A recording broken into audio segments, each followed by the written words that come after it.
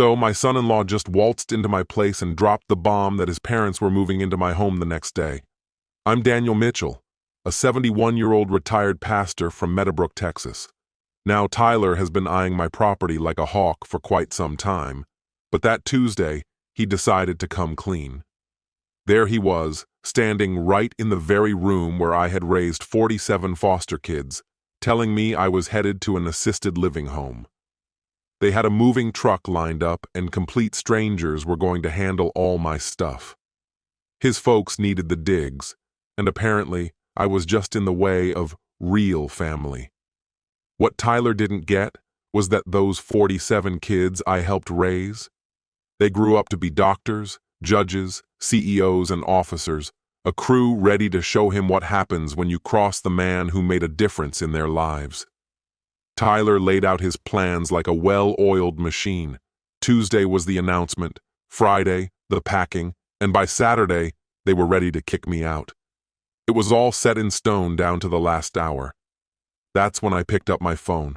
To anyone listening, hit the subscribe button and let me know where you're tuning in, because what happened next is truly a testament to what family really means.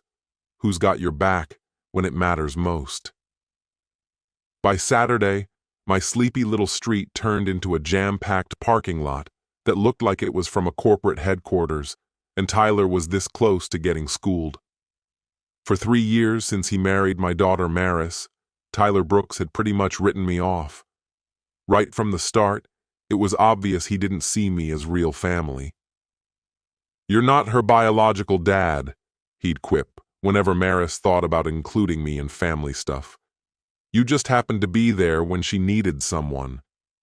As if raising a 7-year-old who'd been through a lot for over a decade was just some fluke. To Tyler, I was merely an old pastor with an old 2007 Honda Civic, thrift store habit, and a pastor's paycheck. When he looked at my quaint ranch home, 3 beds, 2 baths on a quiet street, all he saw was space he could fill. He never picked up on the wall chock full of graduation photos in the hallway, 237 shots spanning 25 years of high school grads, college diplomas, and beyond. He briskly passed by them during family dinners, never asking a thing. "Dan, you ought to think about downsizing," he'd chime in, eyeing my living room with a glance. "This house is way too big for just you. My parents are retiring soon, and they'd sure make good use of the space." Maris would throw him shut-it glances, but Tyler wouldn't ease up. "I'm just being practical," he'd insist. "At 71, you don't need 3 bedrooms. My dad's close to retiring. Their lease is about up. This place is perfect for them."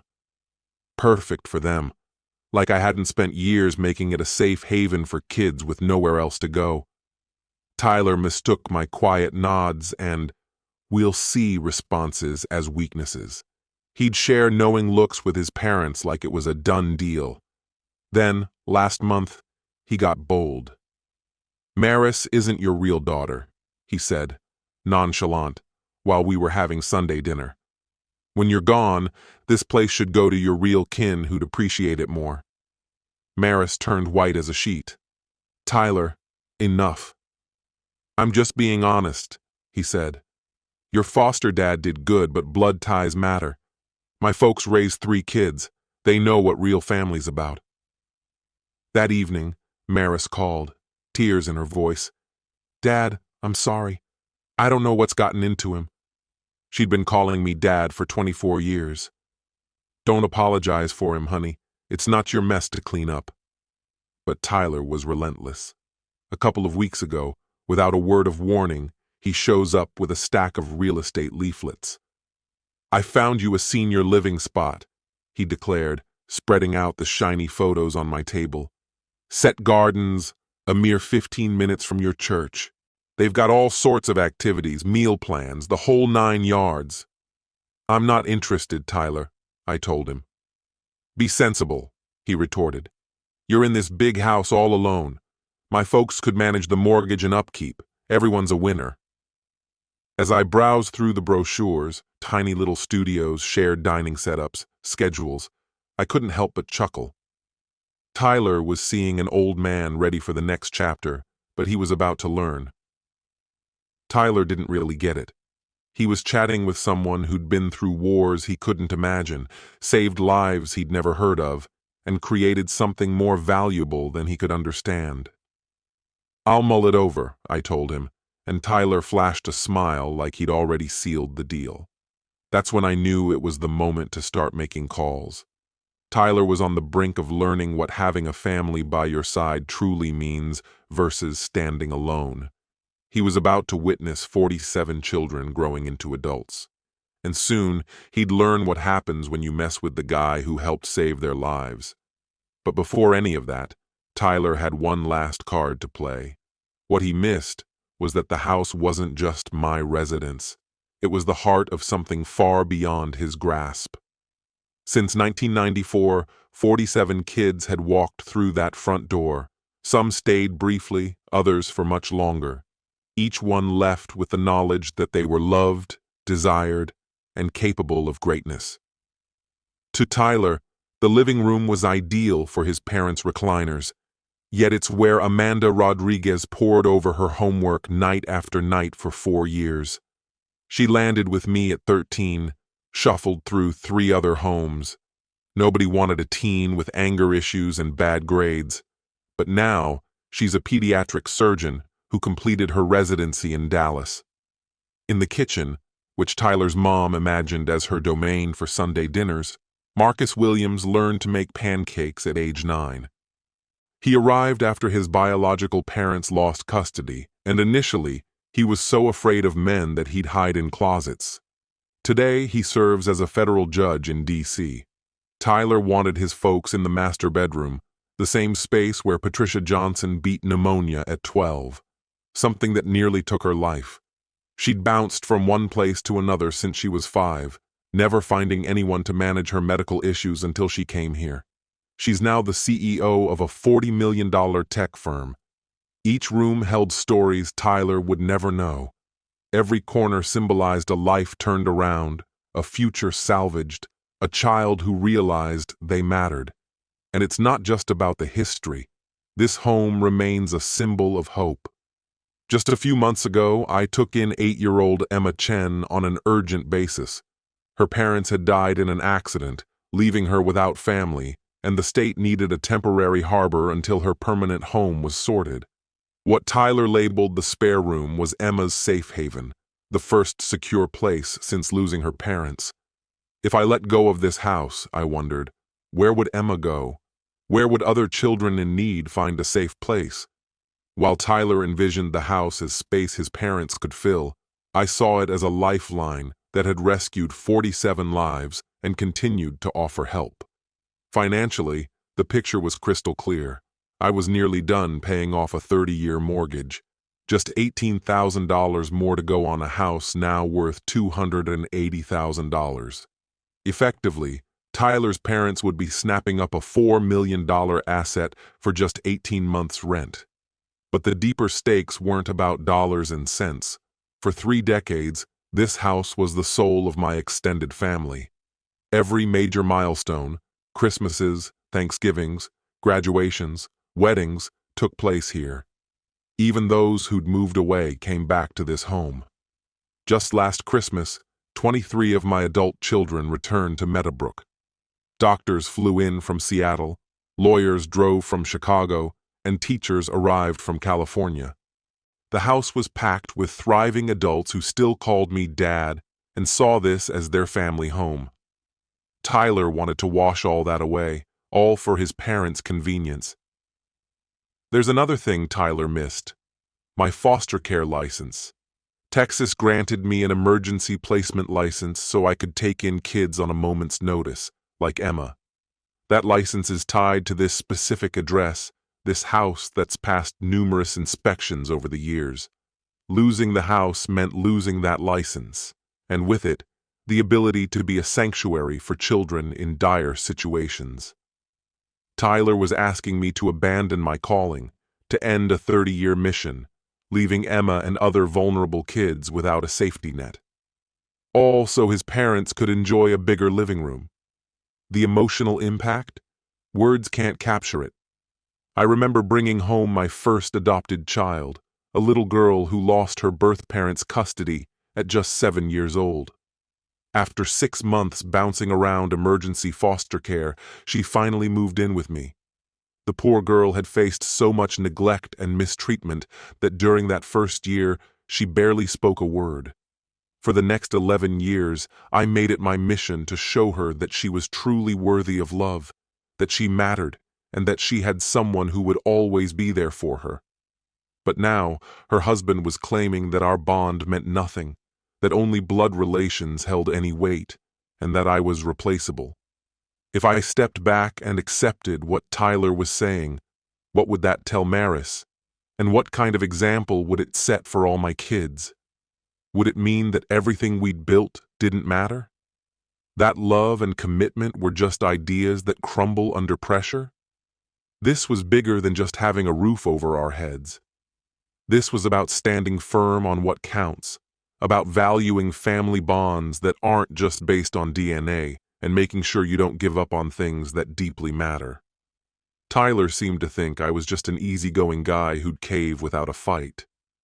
Well, he had another thing coming. When October 15th came around, it was a typical Sunday. Maris hosted her in-laws for dinner after church, and I made my famous pot roast with vegetables from our small garden out back. Tyler's dad, Robert Brooks, came across as a good-hearted man, retired from a 40-year career in insurance. His mom, Linda, had been a school secretary until arthritis pushed her into early retirement. They seemed like the kind of people who raised their kids with the idea that family bonds start with blood. We were all sitting at the dinner table when Tyler decided to start talking.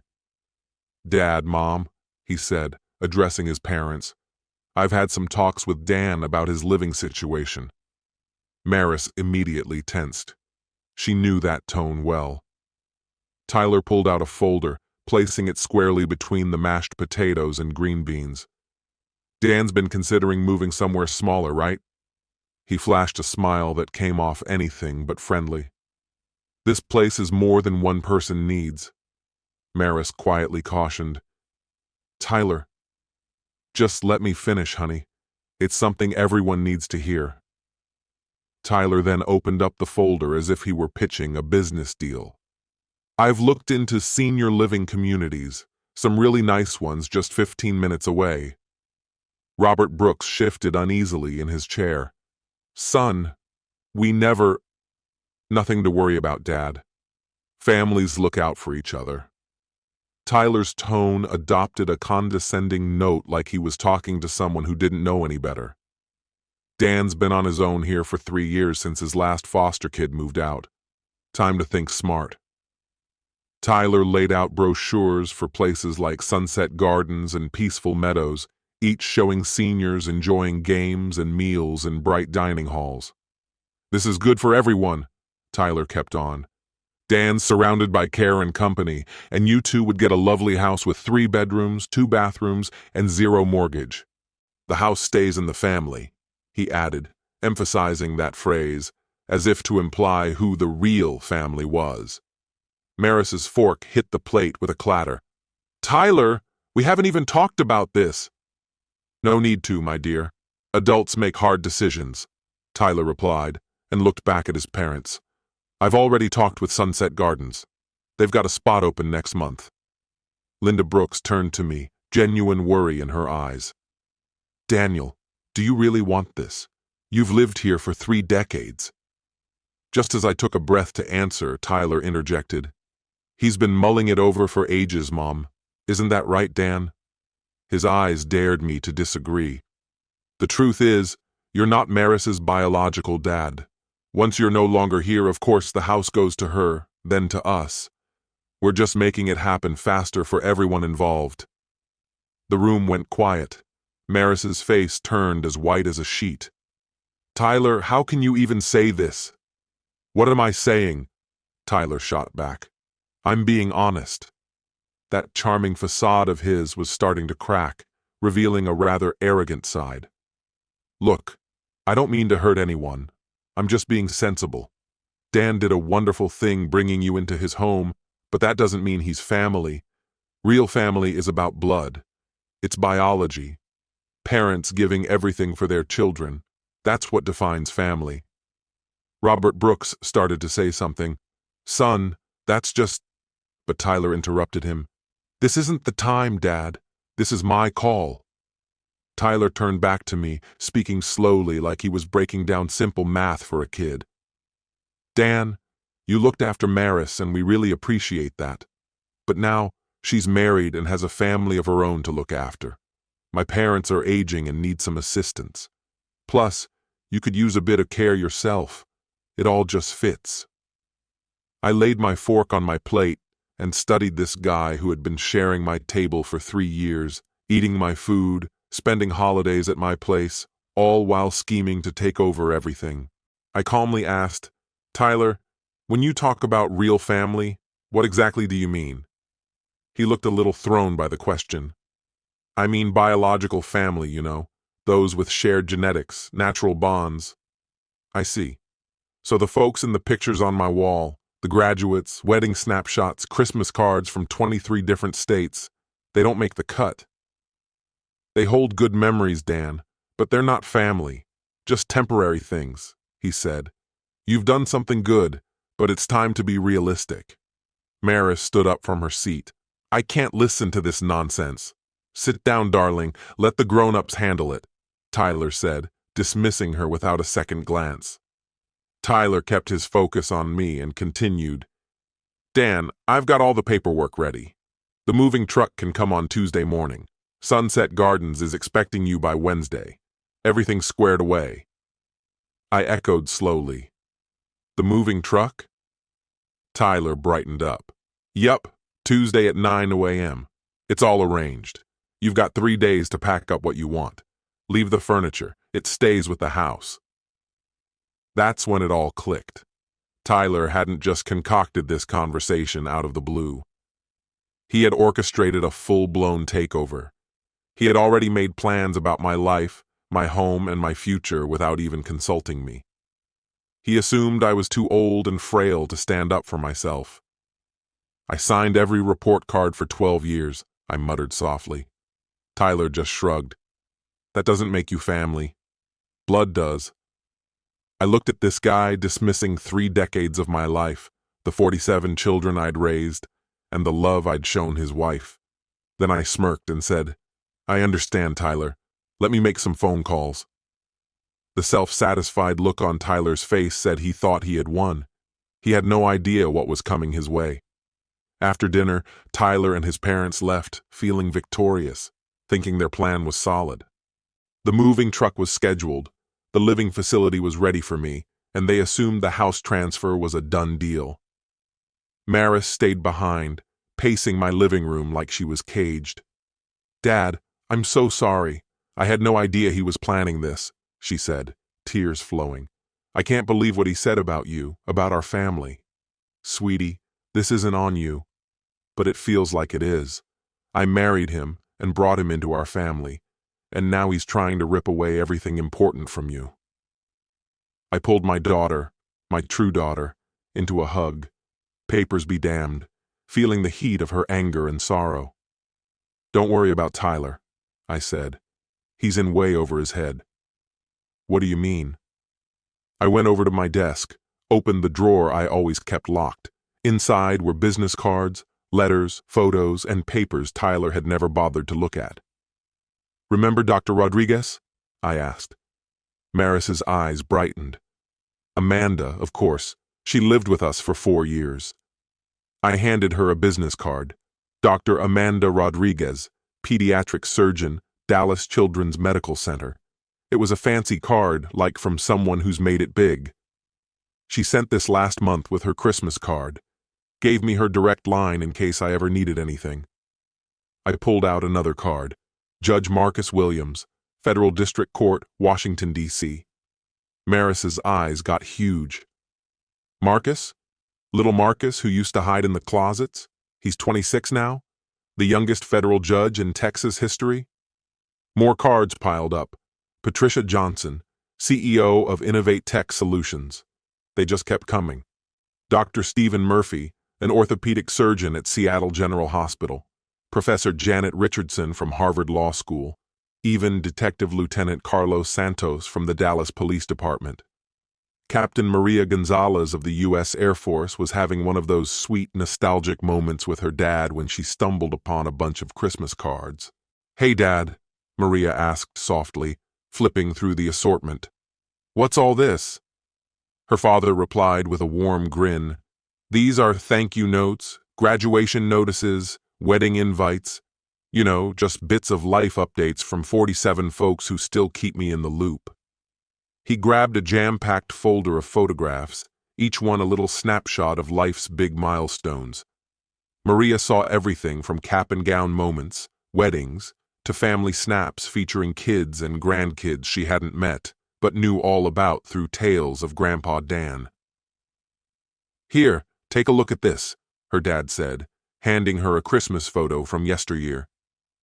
It was a bustling scene. 23 adults squeezed into his living room, all wearing matching Team Mitchell shirts for the family reunion. Maria, struck with awe, commented, "I recognize a few people, but wow, they all seem so put together and successful." "Success was always the goal," he said with a knowing nod. "Everyone young who came here heard the same thing. You matter, you're destined for greatness, and education is your ticket to wherever you want to go." Just then, his phone buzzed. It was Dr. Rodriguez on the caller ID. "Dad, you should pick up," Maria encouraged. Cheery and all, Amanda's voice came through. "Hi, Dad. Got your message. What's up?" He chuckled softly. "Oh, nothing urgent. Just some family stuff we need to go over." "Family stuff, huh? Who's causing the drama?" Amanda's voice still carried that fierce loyalty, a trait since she'd came into his care at 13. "Well, my son-in-law thinks I might do better in assisted living," he confessed. Her silence was immediate before she burst out, "He thinks what?" His plan was already laid out. Move on Tuesday, settle in by Wednesday. "Dad, is that what you want?" she pressed, firm and determined. "Honestly, no," he admitted. After a pause, she demanded, "All right, give me his name and number. We need to have a chat." He laughed again. "I got it handled, Amanda." But her tone left no room for his protests.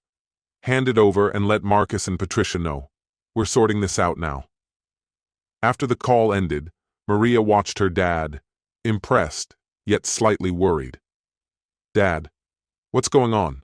she asked, slightly confused. Nodding, he replied, "I think Tyler's about to find out what family means around here." That next Wednesday was the month's church potluck at the First Baptist Church of Meadowbrook, a place Dan had been a part of for 30 years. These gatherings were special, families sharing homemade dishes, stories, and laughter in the fellowship hall. Tyler, knowing how much his father-in-law treasured these occasions, chose this day to drop some unexpected news. While Dan was helping Mrs. Peterson from the third pew with a serving of green bean casserole, Tyler walked in with his parents, attending a church event for the first time. They looked serious, like they meant business, and Tyler, suited up, carried a manila envelope, the same he'd waved around at Sunday dinner but now even bulkier. His parents stood slightly behind, their expressions taut. "Can I get everyone's attention?" Tyler's voice cut through the pleasant chatter. The room went silent as 43 pairs of eyes looked at him, the guy disrupting their meal. Pastor Williams, who took over after Dan retired, stepped up with a mix of curiosity and concern. "Tyler, is everything all right?" "Actually, Pastor, good you're here. This is for everyone," Tyler started, opening the envelope with a bit of a show. "As some may know, Dan Mitchell has been living solo for quite a while. At 71, professional care is probably best." Whispers rustled through the room, surprise on faces who'd known Dan for years, never having seen any signs of decline in either his sharp mind or spry body. Tyler, with that condescending lilt in his voice, kept at it. "I get these conversations aren't easy, but every family has to make hard choices now and then. he said with this fake empathy. Now, Dan's been pretty great, opening his doors to many, but it's about time his real family took charge. In the back, Mrs. Henderson, who's been teaching Sunday school longer than most can remember, gingerly raised her hand. Tyler, dear, isn't Dan doing just fine managing his own stuff? Tyler, without missing a beat, replied with a serious dose of respect. Ma'am, with all due respect, you only see him once a week. I'm in this every day. He then laid out a heap of documents on the table, medical reports, brochures for care homes, and legal papers I'd never even seen before. My folks need a place to live. Dan needs professional treatment. This is the best solution, he pushed. Over there, Robert Brooks was squirming in his chair. Son, maybe this isn't the place for this. Dad, please, said Tyler, amping up his voice a bit. The church folks deserve to know what's up.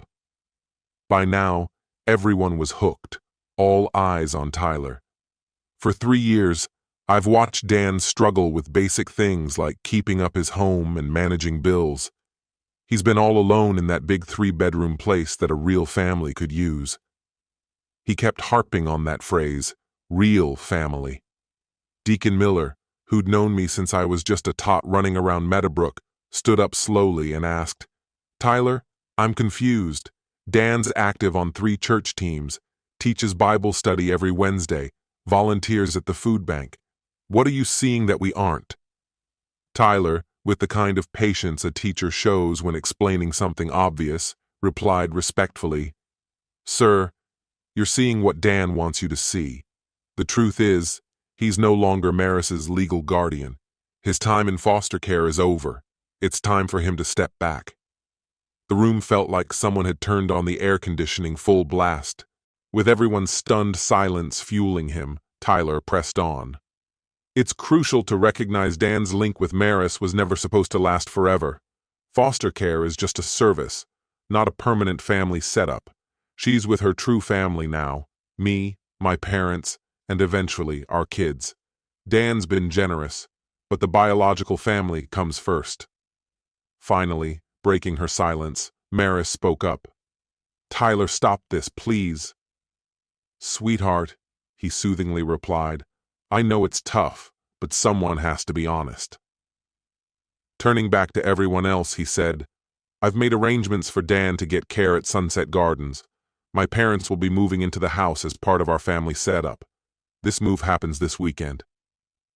He said it like he was announcing the next church bake sale or something. Done deal. No arguments. Pastor Williams seemed surprised. Tyler, this feels like it should be family business. Pastor, I hear you, but sometimes family talks don't cut it. Dan's resisted change, as expected.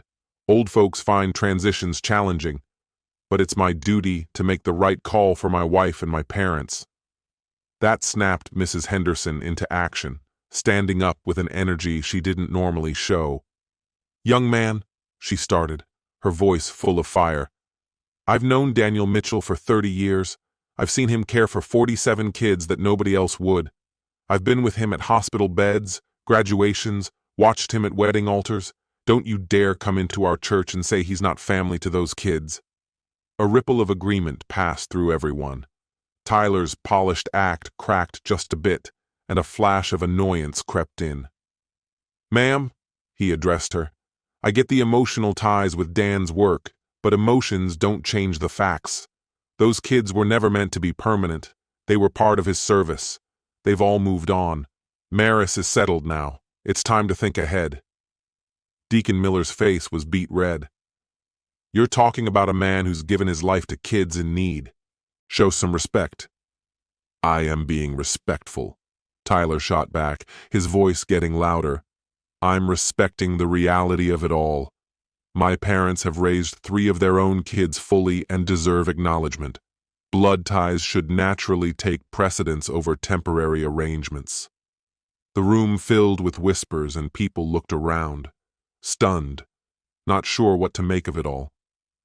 Tyler's voice tried to slice through the tension. I know this is tough to digest, but it's got to be said. Dan was great for Maris when she was little, but that part of her life is over. Being adults means making the hard calls. The moving crew is booked for Saturday morning. Yep, Saturday morning. Out of nowhere, Tyler bumped up the schedule. Pastor Williams tried to cool the situation down.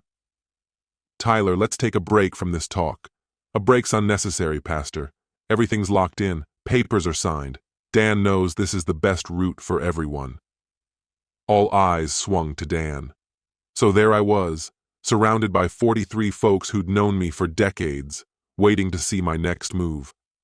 Tyler's sudden outburst, all those claims, everyone was watching, wondering if I'd push back, defend myself, or crumble. I rose up slowly, feeling the years and every child's life I'd been part of. Tyler's got a point, I admitted softly. Some tough calls need to be made. Tyler beamed, assuming he'd gotten the upper hand, that I'd conceded. I told him I had calls to make, and that the church was about to learn what real family stood for. Tyler's smirk faded because, yeah, buddy, the games are over. Come Thursday, I've got my phone buzzing way too early, around 6 a.m. It was Amanda, my daughter, on the line after chatting with Marcus and Patricia. She's a powerhouse, always knowing how to handle any crisis. She tells me the family's coming together. I try to protest, but she's firm. No way, Dad, not letting this slide. For the next hour, my phone doesn't stop. Marcus calls from Washington, with his no-bull judge demeanor over the line. Patricia's got everything mapped out in Silicon Valley like she's running a board meeting. Then there's Dr. Stephen Murphy, organizing flights out of Seattle. By noon, my usually quiet home turned into a hub of action for a mission I didn't ask for, yet couldn't halt. Amanda rings again, third time that day, wanting a head count. Honey, I say, this ordeal's just between me and Tyler. You guys have your own lives. Patricia pipes in from Cali, reminding me that starting their lives, with me backing them, led to success. Then Marcus pipes up from D.C., supporting his sister. As they plot, the plan unfolds. Tyler's set for Saturday's move, so Marcus strategizes everyone to touch down by Friday night. A full house come Saturday morning. Amanda's pulling 17 from the East Coast. Patricia's got 12 from California, and Stephen's bringing 8 from the Midwest. Hearing them rally, it hits me. These aren't the kids from back in the day. They're all grown, accomplished, and fiercely loyal. By Friday afternoon, cars start rolling in. Dr. Amanda Rodriguez shows up first at 3 p.m. in a glossy silver Mercedes, still in her scrubs. She wraps me in a fierce hug, like when she was a teen. Her love is direct and piercing, beyond all her doctorly poise. She wants Tyler's whereabouts. Probably working, I guess. I mentioned she didn't need to make the trek from Dallas. Dallas is only 2 hours away, she replies. I've driven further for much less. Then she pauses, gazing around the familiar space, revisiting old memories. This place has hardly changed. Next, Judge Marcus Williams pulls in 20 minutes later, stepping out of a sleek black vehicle with those official plates. He carries an aura of calm control, far from the scared 9-year-old who once sought refuge in my closet. His embrace is firm and comforting. He's scoped out Texas property law, assuring me Tyler's move won't hold up legally. Asks if I want to draft the legal papers, but I say wait until tomorrow's scene plays out. By 6 p.m., my driveway's transformed into a showcase for luxury rides: Mercedes, BMWs, Lexuses, Teslas. Neighbors start to peek. Dr. Stephen Murphy arrives from Seattle on a private jet with his wife Jennifer and their twins. They all wanted to meet Grandpa Dan, even though this was our first meeting. Then there's Professor Janet Richardson, straight from Harvard with her crew. Detective Lieutenant Carlos Santos shows up from Dallas with his intense focus that defines him as top-notch in his work. Captain Maria Gonzalez, even appears in full dress uniform, taking emergency leave to be there from her Air Force base. Patricia Johnson stepped out of the flashy SUV, looking like she was straight off the cover of Fortune magazine. By 8 p.m., my place was buzzing with 23 grown-ups and 12 kids. The living room, which Tyler always said should be for his parents' recliners, was now alive with the hum of conversations among surgeons, lawyers, professors, business people, and military officers. But this wasn't about showing off their achievements. It was time to share old memories. "You guys remember when Dad showed us how to change the oil out in the driveway?" Carlos laughed, pointing to where his patrol truck was parked now. "I was 16 back then, swearing I'd never need to know that stuff." "Yeah, he made sure we all learned the basics of car care," Amanda added. She said he taught them that real independence meant not having to rely on others for minor repairs. Marcus nodded and recalled, "Same thing with handling money. Friday nights were for financial lessons at the kitchen table. Dad always said, you can't build wealth if you don't understand money." Patricia took out her phone to show pictures of her company's headquarters. "Dad, I named our main conference room after you, the Daniel Mitchell Innovation Center. Your spirit of achieving the impossible is captured there in bronze letters," she shared. This wasn't just a walk down memory lane for a bunch of successes. It was grateful kids honoring the man who guided them, helped them, and equipped them with the skills to excel. Maris wandered around, soaking it all in. She grew up with these siblings, but seeing them as such accomplished adults was something else. "Patricia, it's hard to grasp that you run a $40 million company," she remarked. Patricia's smile was warm. "Dad always made us believe we could achieve anything." Dr. Murphy was caught up looking at family photos on my walls, the same ones Tyler brushed off as just ordinary. "Dad, when I mentioned to my colleagues about taking emergency leave, 3 other doctors wanted to back you up. You've got grandkids all around the nation who consider this house almost sacred." As the evening continued, the mood turned serious. "So, what's our game plan for tomorrow?" Amanda asked. Judge Williams leaned in, all business. "It's simple. Tyler thinks he'll encounter an old man ready to give up his home, but he'll see 47 accomplished adults who consider this their father's house and their family home." "When's the moving truck supposed to come?" Patricia asked. 9 in the morning, Captain Gonzalez responded, glancing at her watch with precise military timing. "Great. We'll be all set by 8:30, turning up in our best, sending a peaceful but firm message." Carlos nodded in agreement. "Exactly. No threats or drama, just standing firm with the truth." "What truth is that?" Maris asked. Marcus gently answered, "Dad didn't just raise 47 kids. He raised 47 adults ready to defend their family." Amanda stood up and looked around at her siblings. "Tyler wants to learn about real family? He'll get that lesson tomorrow morning."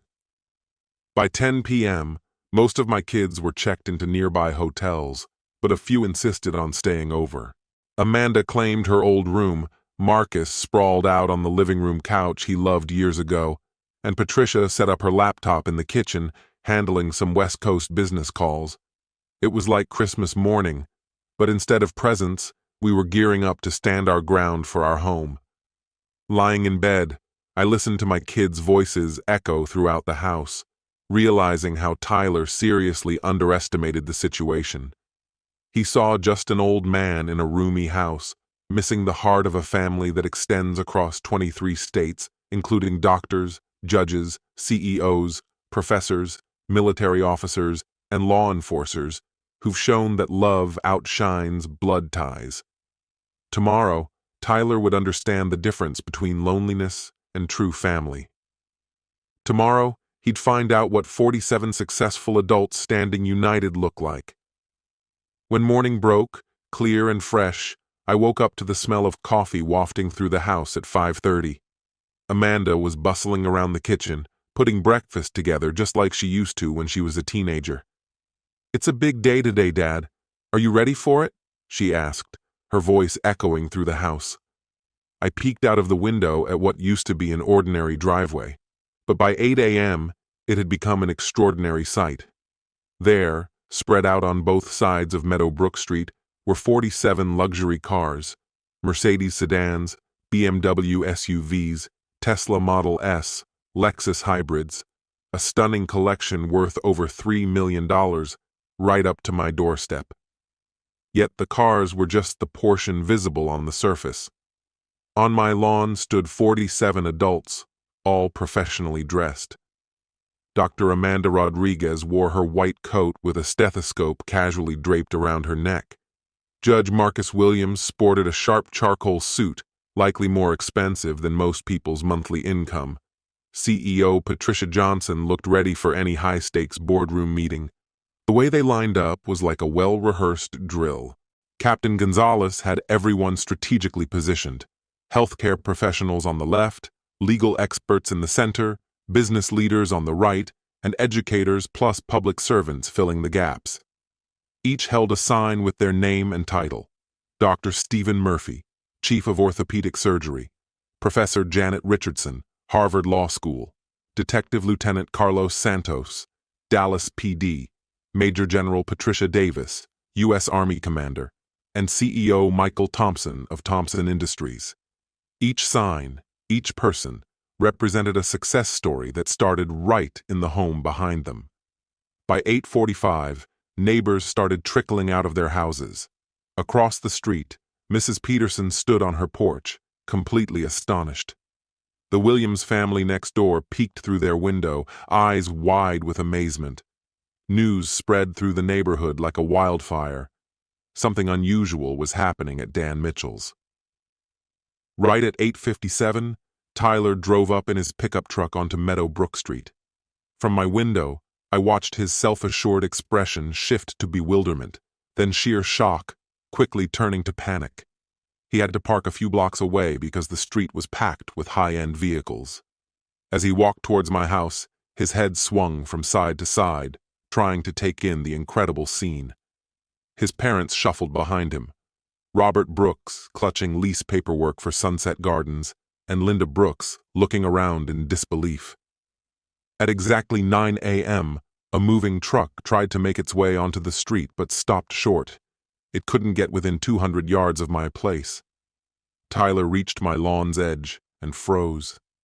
47 pairs of eyes pinned him in place, observing him as if they were accustomed to high-pressure situations. Dr. Rodriguez stepped forward, speaking with the composed assurance of someone who often delivered life-changing news. "You must be Tyler Brooks," she stated. Tyler's mouth worked soundlessly, like a fish on dry land. "Who? What is this?" He stumbled over his words. "I'm Dr. Amanda Rodriguez, Chief of Pediatric Surgery at Dallas Children's Medical Center," she said, gesturing to the assembly behind her. "These are my siblings," she added. Judge Williams joined her. "Marcus Williams, Federal District Court, Washington, D.C., he declared. CEO Johnson stepped up too. "Patricia Johnson, Innovate Tech Solutions," she added. Each of the 47 accomplished individuals stepped forward to state their name and titles. With each name, each impressive credential, it seemed like a punch landed on Tyler. Dr. Michael Chen, Cardiothoracic Surgery, Mayo Clinic, Professor Maris Davis, MIT Engineering Department, Colonel James Rodriguez, U.S. Air Force, Jennifer Murphy, CEO of Murphy Construction, with $200 million in yearly revenue. Tyler's expression twisted from confusion to disbelief, and finally, an oncoming sense of horror as the reality sank in. Amanda pressed on. "We hear you have thoughts on our dad's living situation." Tyler's voice wobbled. "Your dad?" Amanda nodded. "Daniel Mitchell. He raised us, saved our lives. And you want him in assisted living so your parents can take his house." The group surrounding them seemed to lean in more, their presence growing stronger. Marcus Williams opened a leather folder. "I've reviewed your plan, Mr. Brooks. Legally, it's pretty unusual. You want to move an able-bodied adult out of his home for what reason exactly?" Tyler stammered. "Well, He's older, alone, and my parents need. Patricia Johnson cut in sharply. You know what our father needs? Respect for the 30 years he's been here. He's cared for kids that society forgot, and he's saved 47 lives doing it. People should understand that real love and sacrifice mean more than blood. Tyler glanced nervously at the moving van, stuck several blocks away. You don't understand, he said. Maris is my wife. This is about family. Amanda nodded. Exactly, it's about family. She gestured to the crowd. There are 47 kids, 12 grandkids, and 3 great-grandkids present. To us, Dan Mitchell is our dad, and this house is our home. Tyler tried. But you're not really what? That's when Colonel Rodriguez stepped up, every inch the soldier. Not really family? He questioned. I've called him Dad for 22 years. He walked me down the aisle, and my children call him Grandpa. What makes you think that's not real? Tyler's parents turned pale. Linda Brooks whispered to her husband, Robert, what did we do? Dr. Murphy addressed them directly, saying, Mr. and Mrs. Brooks, I don't think you realize what your son wants Dan to give up. This house isn't just a building. It's the heart of a family spread across the country. This is where every Christmas, Thanksgiving, and major celebration happens. It's where kids who were hurting learned they could be loved. Robert Brooks stumbled over his words. We didn't know. Tyler said Dan was alone and needed help. Professor Richardson pointed at me as I walked up to my front porch, joining my kids who made room for me in their supportive circle. Tyler, I began gently. You wanted to discuss where I live? Tyler glanced around at the 47 adults who stood close by, the fancy cars lining the road, the neighbors observing from their porches, and the moving truck that couldn't get through. He stammered. Amanda firmly interjected. No, you're seeing it exactly as it is. This is what happens when you challenge our dad. This is what a genuine family does. Tyler's mouth opened and closed soundlessly. The driver of the moving truck approached, clipboard in hand, looking confused. Sir, he called to Tyler, can't reach the house. Should we return later? Tyler looked at the driver, then at the crowd, then at me, the weight of his mistake settling heavily on him. Cancel it, he murmured. What was that? Judge Williams asked, feigning not to hear. Cancel the truck, Tyler repeated, his voice quivering. Call off everything. Tyler had fully changed. The man who confidently claimed my home a few days before was now reduced to a shaking wreck by the sheer presence of my true family, the one that mattered. Word of Tyler's public humiliation spread like wildfire across Meadowbrook. By Saturday afternoon, the town was buzzing about it, and the story blew up on social media. Someone had captured the entire confrontation on video, and it went viral within hours. A clip called Foster Dad's 47 Successful Kids Defend Family Home garnered 50,000 views the first day. Most comments were supportive. This is what real family looks like. Foster parents are unsung heroes, and that son-in-law got his just desserts. But it didn't stop there. The impact went far beyond just internet fame. On Monday morning, Tyler showed up at Brooks Construction, the company run by his father-in-law, where he worked as a project supervisor, only to be met with a pink slip. I'm sorry, son, Robert Brooks said with a heavy heart. After seeing the mess you tried to make of that man's life, I can't let you be the face of our family business. Losing the church renovation contract really hurt us. The First Baptist Church of Meadowbrook had pulled the plug on their $250K renovation deal. Pastor Williams made it clear that anyone who'd mess with a community favorite wasn't welcome on their turf. But the financial hit was just the beginning. Tyler's marriage quickly went south. That Saturday, Maris packed her things and moved in with me, bringing Emma Chen along. The 8-year-old foster kid had seen the drama unfold from her bedroom window, and Maris couldn't let her feel abandoned again.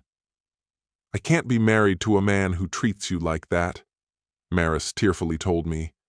"Tyler showed his true colors, and I don't like them." Marriage counseling fizzled after just a couple of sessions. Tyler spent those times trying to justify his moves, claiming he was just looking out for family interests. The therapist pointed out how he wouldn't own up to his mistakes or express genuine remorse. Within a month and a half, divorce papers were signed. But the social fallout was even more brutal. Tyler, a lifelong Meadowbrook resident, found himself ostracized. That viral video of him trying to kick a beloved pastor out of his home made him the town pariah. The barber he'd patronized for 20 years suddenly had no openings. The diner he loved on Fridays acted like they were at full capacity, and even the gas station staff treated him with a distant courtesy. Linda Brooks couldn't handle it. After 15 years involved with the church group, she was too embarrassed to face her friends after Tyler's antics.